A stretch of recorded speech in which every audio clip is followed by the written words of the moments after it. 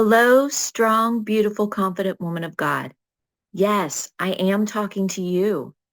Welcome to the Purpose After Domestic Violence podcast, where getting freedom from the effects of domestic violence meets empowerment to walk in the fullness of your God-designed purpose.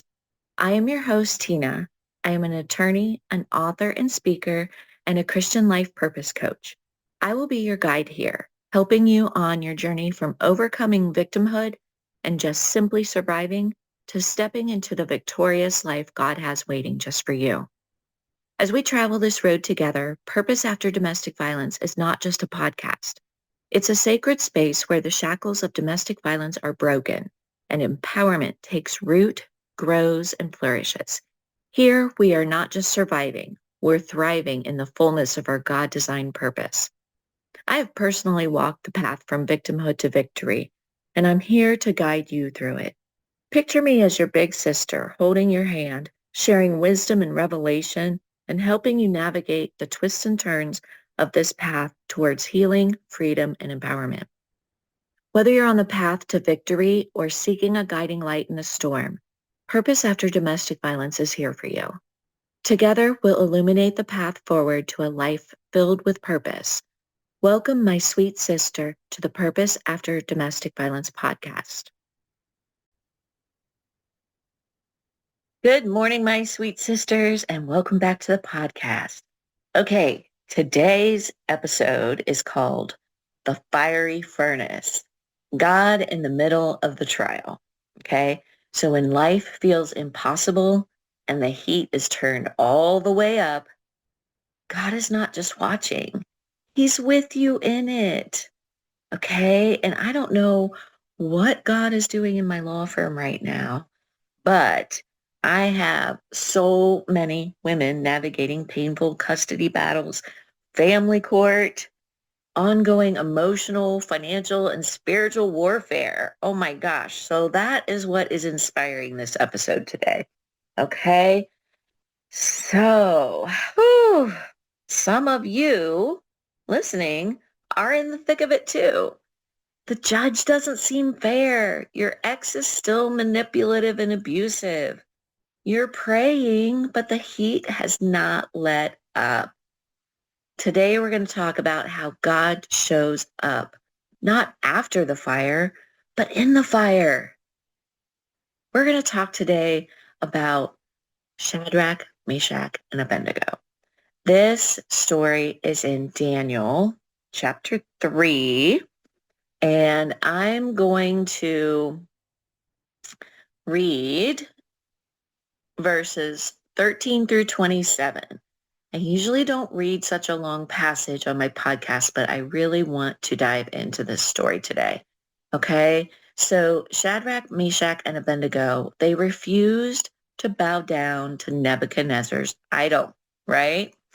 And they were threatened with a blazing furnace. And guess what? God did not prevent the fire, right? But he met them in it, right? I've heard women say, why is God making me go through this, right? Why couldn't he just prevent this, right? That's kind of not how he rolls, okay? But he is right there with us. So let's dive into this passage. Okay, so again, Nebuchadnezzar created this huge idol and he wanted all his people to bow down and worship it. But Shadrach, Meshach, and Abednego were not having it, right? Because they followed the one true king, God, our heavenly Father. Okay, so verse 13. Then Nebuchadnezzar, in a furious rage, commanded that Shadrach, Meshach, and Abednego be brought. So they brought these men before the king. Nebuchadnezzar answered and said to them, is it true, O Shadrach, Meshach, and Abednego, that you do not serve my gods or worship the golden image that I have set up? Now, if you are ready, when you hear the sound of the horn, the pipe, the lyre, trigon, harp, bagpipe, and every kind of music, to fall down and worship the image that I have made, well and good. But if you do not worship, you shall immediately be cast into a burning fiery furnace. And who is the God who will deliver you out of my hands?" Shadrach, Meshach, and Abednego answered and said to the king, "O Nebuchadnezzar, we have no need to answer you in this matter. If this be so, our God, whom we serve, is able to deliver us from the burning fiery furnace, and he will deliver us out of your hand, O king. But if not, be it known to you, O king, that we will not serve your gods or worship the golden image that you have set up." Then Nebuchadnezzar was filled with fury, and the expression of his face was changed against Shadrach, Meshach, and Abednego. He ordered the furnace heated 7 times more than it was usually heated. And he ordered some of the mighty men of his army to bind Shadrach, Meshach, and Abednego, and to cast them into the burning fiery furnace. Then these men were bound in their cloaks, their tunics, their hats, and their other garments, and they were thrown into the burning fiery furnace. Because the king's order was urgent and the furnace overheated, the flame of the fire killed those men who took up Shadrach, Meshach, and Abednego. And these 3 men, Shadrach, Meshach, and Abednego, fell bound into the burning fiery furnace. Then King Nebuchadnezzar was astonished and rose up in haste. He declared to his counselors, "Did we not cast 3 men bound into the fire?" They answered and said to the king, "True, O king." He answered and said, "But I see 4 men unbound, walking in the midst of the fire, and they are not hurt. And the appearance of the 4th is like a son of the gods." Then Nebuchadnezzar came near to the door of the burning fiery furnace, and he declared, "Shadrach, Meshach, Abednego, servants of the Most High God, come out and come here." Then Shadrach, Meshach, and Abednego came out from the fire. And the satraps and prefects and the governors and the king's counselors gathered together and saw that the fire had not had any power over the bodies of those men. The hair of their heads was not singed, their cloaks were not harmed, and no smell of fire had come upon them. What an amazing story, right? What an amazing story. But guess what? God did not save them out of the fire, but Jesus joined them right in it, right? So Daniel 17 and 18, they said, even if he does not deliver us, right? They had faith in God, even in the fire. Verses 24 and 25, when Nebuchadnezzar says, "I see 4 men, and the 4th looks like a son of the gods." God's presence, he is with us in the fire. And verse 27, not a hair of their heads was singed. That speaks to God's protection as we're going through the fire, right? All right, so here are 3 truths from the fire.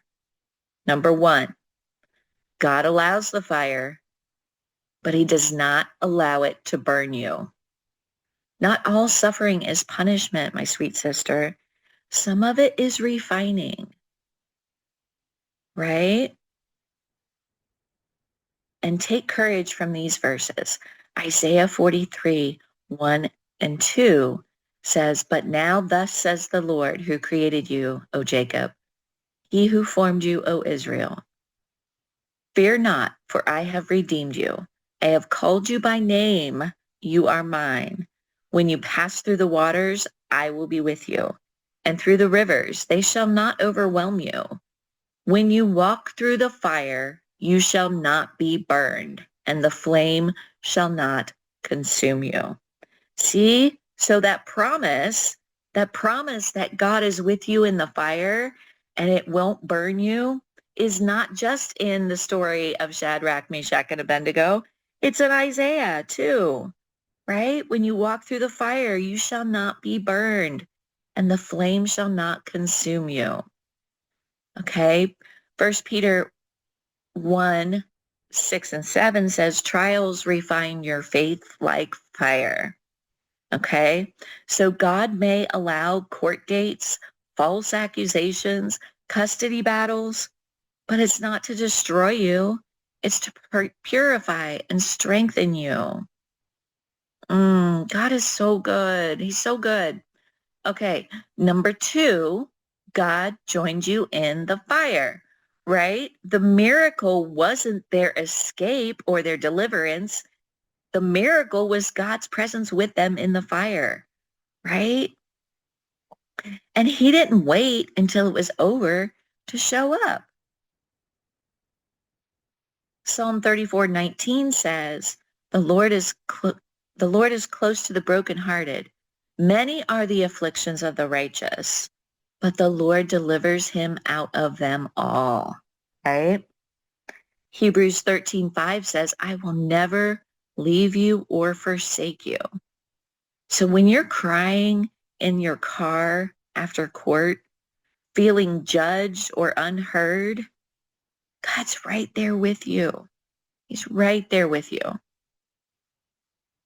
And number 3, God brings you out without the smell of smoke, right? Daniel 3:27 said, not even the smell of fire was on them. That is how complete God's restoration can be, right?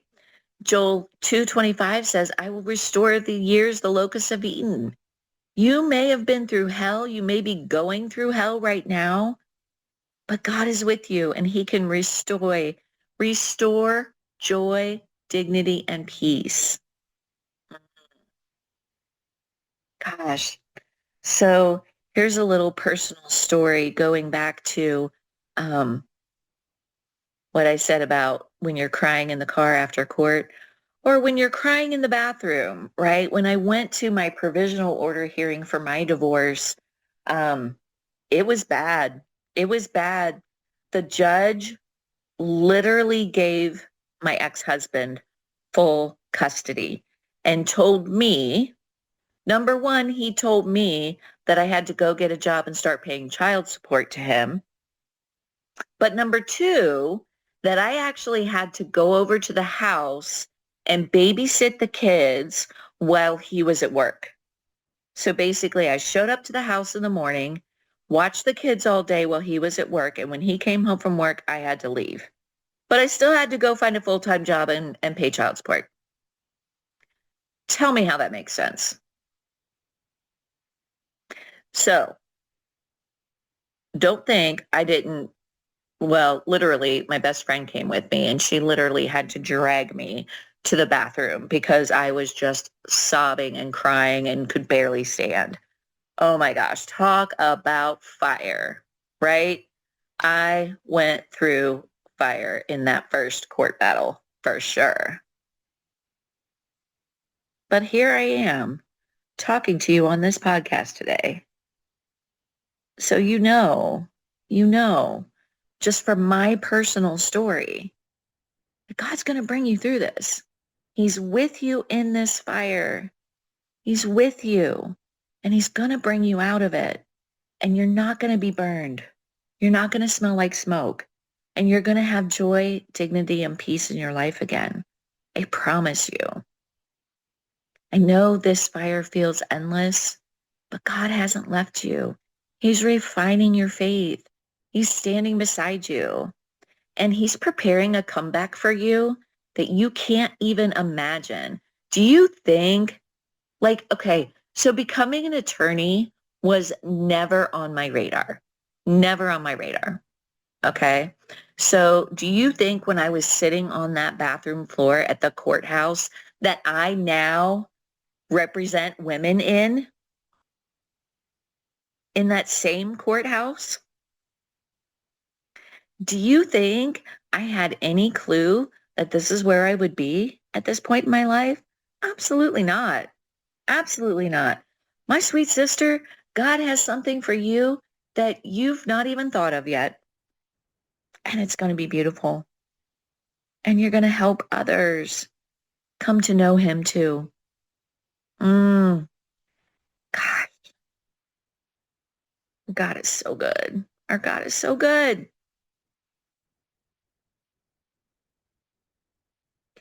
I have some declarations for you. Okay. I'm going to speak these over you today, but I want you to grab a hold of them and I want you to start speaking them over yourself. Okay. Ready? I am not alone in this fire. God is with me and will bring me through unharmed. This fire will not define me. It will refine me. I want you to take some time this week and do some journaling too, right? Journal where you feel the heat in your life and meditate on Daniel 3 and Isaiah 43 this week. It's so good. So good. Okay. So here are some extra bonus scriptures for you. All right, Romans 8:28. This is one we've talked about on several podcasts, right? All things work together for good for those who love the Lord and are called according to his purpose. That's you. That verse is talking about you. Psalm 66:10 through 12, right? You brought us into the net, but you brought us out to rich fulfillment. And James 1:2 through 4. My fellow believers, when it seems as though you are facing nothing but difficulties, see it as an invaluable opportunity to experience the greatest joy that you can. For you know that when your faith is tested, it stirs up power within you to endure all things. And then as your endurance grows even stronger, it will release perfection into every part of your being until there is nothing missing and nothing lacking. That's good. So that goes back to last week when I talked about the concept of restory, right? So when you have endurance and you grow and you become stronger, right? When you make that choice and you partner with God, it's going to release the perfection of the story that God created for you before you were even born. Nothing is going to be missing from that original story. Nothing is going to be lacking. Oh my gosh. That's so good. So good.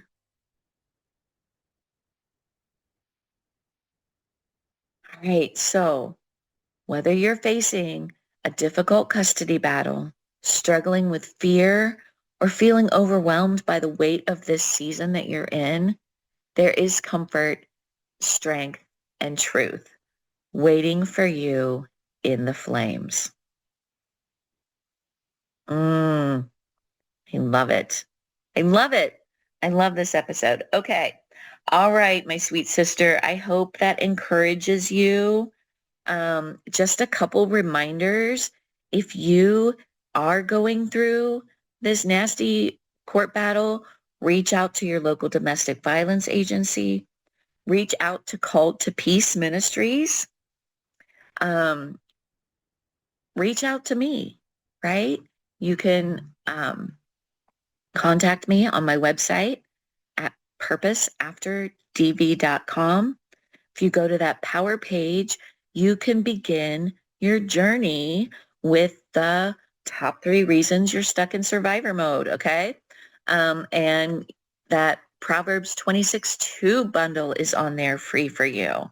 All right, so you are not alone. God is with you in the fire, but guess what? There are tons of resources for you too. All right. So I love you. Have a blessed week and be encouraged. Be encouraged.